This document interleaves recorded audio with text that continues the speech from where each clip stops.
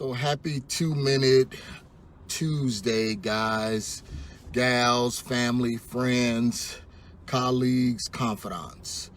So on this week, what I wanted to talk about was, can you wholesale a property that is either an auction property or a property that is listed by a realtor? So an actively listed property or property that's on, let's say, auction.com or something like that.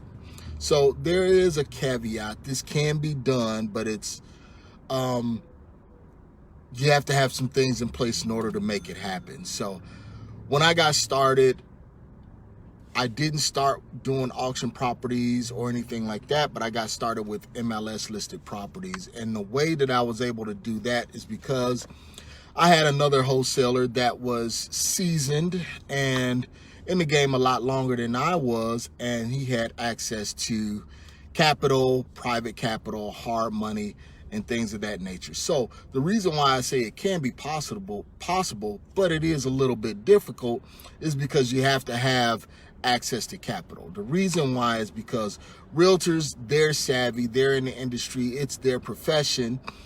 So they are going to require to make sure that they receive compensation for their services. So what that means is they're not going to waste their time writing up an offer and presenting that offer to their seller without having the buyer have some sort of just desserts to the table. So what I mean by that is they want to make sure that there is proof of funds, especially when you're writing up a property, you're writing up a contract as cash, you're purchasing it as cash, and this goes along with auction properties too.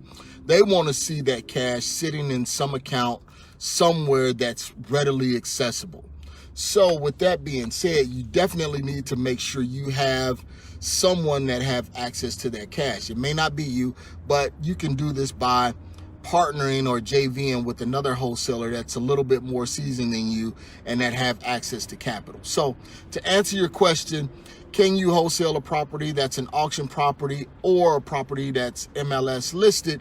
Yes, but you have to make sure you do have that proof of funds. This is the only time that I recommend you have proof of funds when writing up a contract or getting into an agreement with the seller, an agent, or the auction house. They will require proof of funds because that's part of their due diligence.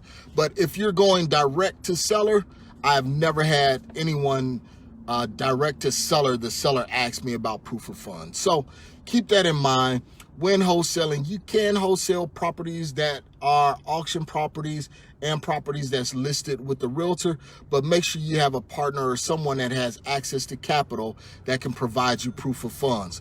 And I wouldn't advise you just to go and try and download a proof of funds letter off the internet or something like that, because a savvy real estate agent or broker, they will want to verify those funds. So this is Marcus Maloney. This is your 2-minute meetup for this week, and we discussed wholesaling properties that are auction properties or MLS listed properties.